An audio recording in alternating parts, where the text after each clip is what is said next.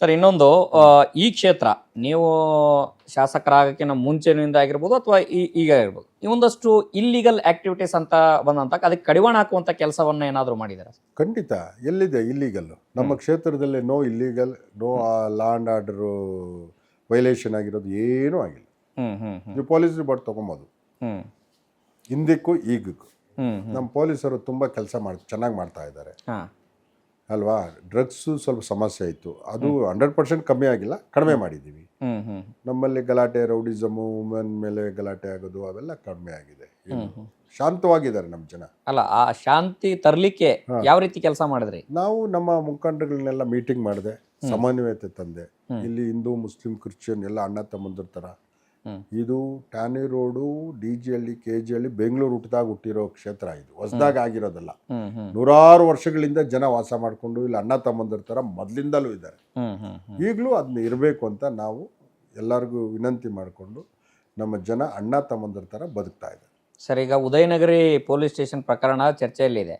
ಈ ರೀತಿ ಯಾವುದೇ ರೀತಿಯ ಪ್ರಕರಣಗಳಾದರೂ ಅದು DG-ಹಳ್ಳಿ, KG-ಹಳ್ಳಿ ಪ್ರಕರಣಕ್ಕೆ ಹೋಲಿಕೆ ಮಾಡ್ತಾರೆ.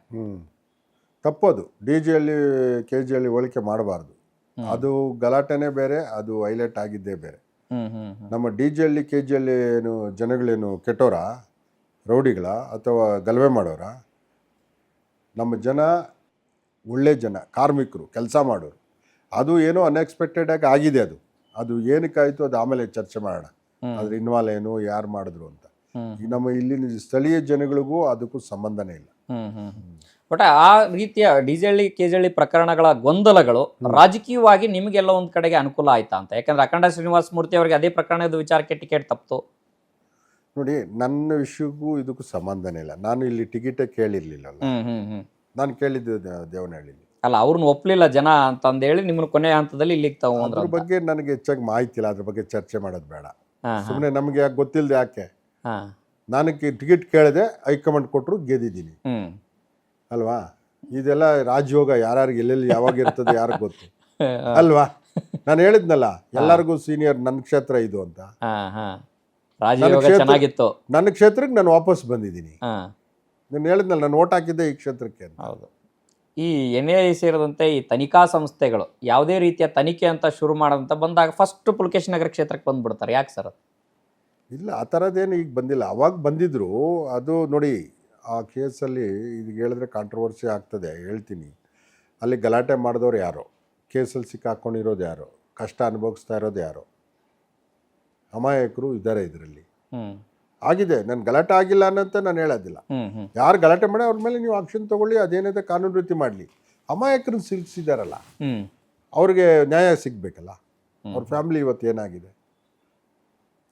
ನೀವು ಅಮಾಯಕರು ಅಂದ ತಕ್ಷಣ BJP ಅವರೆಲ್ಲ ತಿರುಗಿ ಬಿಡ್ತಾರೆ. ಅದಕ್ಕೇ ಅವ್ರಿಗೂ ಅದನ್ನ ತಿಳ್ಕೊಬೇಕು. ಅವ್ರ ಸರ್ಕಾರದಲ್ಲಿ ಅಮಾಯಕರಿಗೆಲ್ಲ ಯಾರ್ಯಾರು ಅಲ್ಲಿ ಫೋನ್ ರೆಕಾರ್ಡಲ್ಲಿ ಇತ್ತು ಅವ್ರನ್ನೆಲ್ಲ ಒಳಗಾಕ್ಬಿಟ್ರೆ ನೀವು ಅಲ್ವಾ. ನಿಜವಾದವ್ರನ್ನ ಹಾಕಿ, ನಮ್ದೇನು ಅಭ್ಯಂತರ ಇಲ್ಲ. ಕಾನೂನು ತಪ್ಪು ಮಾಡಿದ್ರೆ ಎಲ್ಲರಿಗೂ ಪನಿಷ್ಮೆಂಟ್ ಹಾಕಿ. ಏನು ಮಾಡ್ತಿದ್ದವ್ರಿಗೆಲ್ಲ ಮಾಡಿಬಿಟ್ರೆ. ಸರ್, ಮುಂದೆ ರಾಜಕೀಯದಲ್ಲಿ ತಮ್ಮ ಗುರಿಗಳೇನು ಸರ್? ರಾಜಕೀಯದಲ್ಲಿ ನಾನು MLA ಆಗಿದ್ದೀನಿ. ನಮ್ಮ ಪಕ್ಷದ ಹಿರಿಯರ ಆಶೀರ್ವಾದ ಮೇಲೆ ನಾನು ಇಷ್ಟಿಗೆ ತೃಪ್ತಿಯಾಗಿದ್ದೀನಿ.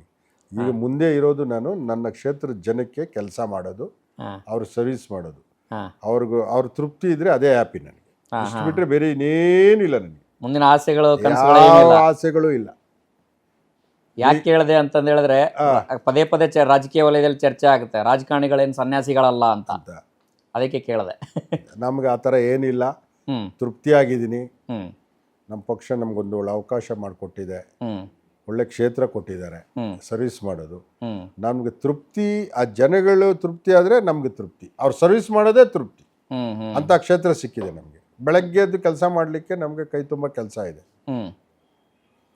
ನಿಮಗೆ ಈ ಕ್ಷೇತ್ರವನ್ನ ಯಾವ ರೀತಿ ನೀವು ಸುತ್ತಾ ಇರ್ತೀರಿ? ಅಂದ್ರೆ ಈ ದಿನಕ್ಕೆ ಒಂದ್ ದಿನಕ್ಕೆ ಈ ವಾರ್ಡು, ಇನ್ನೊಂದ್ ದಿನಕ್ಕೆ ಈ ವಾರ್ಡು ಅಂತನಾ, ಅಥವಾ ಯಾವ ರೀತಿ? ಎಲ್ಲಿ ಪ್ರಾಬ್ಲಮ್ ಇರ್ತದೆ ಅಲ್ಲಿ ಹೋಗ್ತೀನಿ, ಎಲ್ಲಿ ಪೂಜೆಗಳಿರ್ತದೆ ಅಲ್ಲಿ ಹೋಗ್ತೀನಿ, ಸಮಸ್ಯೆ ಇದ್ರೆ ಕೂಡಲೇ ಹೋಗ್ತೀವಿ. ಅಥವಾ ನಾನು ಹೋಗಿಲ್ಲ ಅಂದ್ರೆ ನಮ್ಮ ಮುಖಂಡರುಗಳು ಅಲ್ಲೇ ಇರ್ತಾರೆ. ಟೀಮ್ ಇದೆ ನಮ್ದು. ನಮ್ಮ ಪಕ್ಷದಲ್ಲಿ ಒಂದು ಟೀಮ್ ಇದೆ. ಅಧ್ಯಕ್ಷರು, ಬ್ಲಾಕ್ ಅಧ್ಯಕ್ಷರು, ವಾರ್ಡ್ ಪ್ರೆಸಿಡೆಂಟು, ಆಫೀಸ್ ಬೇರವರು, ಹಿರಿಯ ಮುಖಂಡರುಗಳು, ಎಕ್ಸ್ ಕಾರ್ಪೊರೇಟರ್ಗಳು, ಒಂದು ಟೀಮ್ ಇದೆ. ಎಲ್ಲೇ ಸಮಸ್ಯೆ ಬಂದರೆ ನಮಗೆ ಫೋನ್ ಮಾಡಿದ್ರೆ ನಾವು ಅವ್ರಿಗೆ ಹೇಳ್ತೀವಿ. ಹ್ಮ್ ಅವ್ರು ಇಮಿಡಿಯೇಟ್ ಕೂಡಲೇ ಅಲ್ಲಿ ಹೋಗಿ ಅಟೆಂಡ್ ಮಾಡ್ತಾರೆ, ಅಫಿಷಿಯಲ್ಸ್ನ ಕರ್ಸ್ಕೊತಾರೆ, ಆ ಪ್ರಾಬ್ಲಮ್ನ ಸಾಲ್ವ್ ಮಾಡ್ತಾರೆ. ಹ್ಮ್ ಹ್ಮ್ ನಾನೇನು MLA ಇಲ್ಲ, ಒಂದು ದಿನ ಇಲ್ಲ, ಇಲ್ಲಿ ಕೆಲಸ ಆಗಿಲ್ಲ ಅಂತ ಫೀಲಿಂಗ್ ಜನಕ್ಕಿಲ್ಲ. ಹ್ಮ್ ಹ್ಮ್ ನಾನು ಇರಲಿ ಬಿಡಲಿ ಕೆಲಸ ಆಗ್ತಾ ಇರಬೇಕು. ಹ್ಮ್ ಹ್ಮ್ ಹ್ಮ್ ಹ್ಮ್ ನೋಡಿ, ಆಫೀಸ್ ಮಾಡ್ಕೊಂಡಿದ್ದೀವಿ ಇಲ್ಲಿ, 24x ಇಲ್ಲಿ ಇರ್ತಾರೆ, ಫೋನ್ ಮಾಡ್ತಾರೆ. ಎಲ್ಲ ಪೊಲೀಸ್ದಿರ್ಬೋದು, BBMP ಇರ್ಬೋದು, ಯಾವುದೇ ಕೆಲಸಕ್ಕೆ ಜನ ಕೂಡಲೇ ಅಟೆಂಡ್ ಮಾಡ್ತಾರೆ. ಸರ್, ಈಗ ಕ್ಷೇತ್ರದ ವಿಚಾರಕ್ಕೆ ಬಂದಾಗ ನೀವು ಯಾವ ರೀತಿ ಕ್ಷೇತ್ರವನ್ನು ಮ್ಯಾನೇಜ್ ಮಾಡ್ತೀರಾ? ಅಂದರೆ ದಿನನಿತ್ಯನೂ ಕೂಡ ಕ್ಷೇತ್ರ ಪರ್ಯಟನೆ ಮಾಡ್ತಾ ಇರ್ತೀರಾ ಅಥವಾ ಅದಕ್ಕೆ ಒಂದು ಟೀಮ್ ಏನಾದರೂ ಇಟ್ಟಿದ್ದೀರಾ? ನೋಡಿ, ಈಗ ನಮ್ಮಲ್ಲಿ ಮೇಜರ್ ಸಮಸ್ಯೆ ಬರೋದು ನನ್ನ ಕ್ಷೇತ್ರದಲ್ಲಿ ನೀರು ಸರಿಯಾಗಿ ವ್ಯವಸ್ಥೆ ಇಲ್ಲ. ಈಗ ಅದು ಆಗ್ತದೆ. ಅದು ಬಿಟ್ಟರೆ ಗಾರ್ಬೇಜು, ಅದು ಬಿಟ್ಟರೆ ಈ ರಸ್ತೆ ಸಾನಿಟ್ರಿ, ಆಮೇಲೆ ಸ್ವಲ್ಪ ಇವೆಲ್ಲ ಬರ್ತಾ ಇರ್ತದೆ. ಇದು ಕಂಪ್ಲೇಂಟ್ ಬಂದಾಗ ಇಮಿಡಿಯೇಟಾಗಿ ನನಗೆ ಕಂಪ್ಲೇಂಟ್ ಬಂದರೆ ನಮ್ಮ ಮುಖಂಡರಿಗೆ ಫೋನ್ ಮಾಡ್ತೀನಿ, ಇಂಜಿನಿಯರ್ಗೆ ಫೋನ್ ಮಾಡ್ತೀನಿ, ಕೂಡಲೇ ಅಟೆಂಡ್ ಮಾಡ್ತಾರೆ. ಮೇಜರ್ ಇಶ್ಯೂ ಇದ್ದಾಗ ನಾನೇ ಹೋಗ್ಬಿಡ್ತೀನಿ. ಸಪೋಸ್ ಏನೋ ಪ್ರಾಬ್ಲಮ್ ಆಯಿತು, ನಾನೇ ಹೋಗ್ತೀನಿ. ಆಮೇಲೆ ಪೂಜೆಗಳು ದಿನ ನಡೀತಾ ಇರ್ತದೆ ಅಭಿವೃದ್ಧಿದು, ನಾವೇ ಹೋಗ್ತೀವಿ. ಆಮೇಲೆ ವಾರ್ಡ್ ಮೀಟಿಂಗ್ಗಳಂತೂ 2 ತಿಂಗಳಿಗೆ 1 ತಿಂಗಳಿಗೆ ಮಾಡ್ತಾ ಇರ್ತೀವಿ, ಆವಾಗ ಮಾಡ್ತೀವಿ. ಈಗಾಗಲೇ ನಾನು ಒಂದೊಂದು ವಾರ್ಡ್ಗೆ 4-5 ಸಲ ಭೇಟಿ ಮಾಡಿದ್ದೀನಿ 2 ವರ್ಷದಲ್ಲಿ. ಅದು ಅವಶ್ಯಕತೆ ಇದ್ದಾಗ ಹೋಗ್ತಾ ಇರ್ತೀವಿ. ಅದೇನು ಇಂಥ ಟೈಮ್ 24x7 ಅಂತ ನಾನು ಕ್ಷೇತ್ರ ಇಟ್ಕೊಂಡಿದ್ದೀನಿ, ಯಾವಾಗ ಬೇಕಾದ್ರೂ ಹೋಗ್ಬೋದು.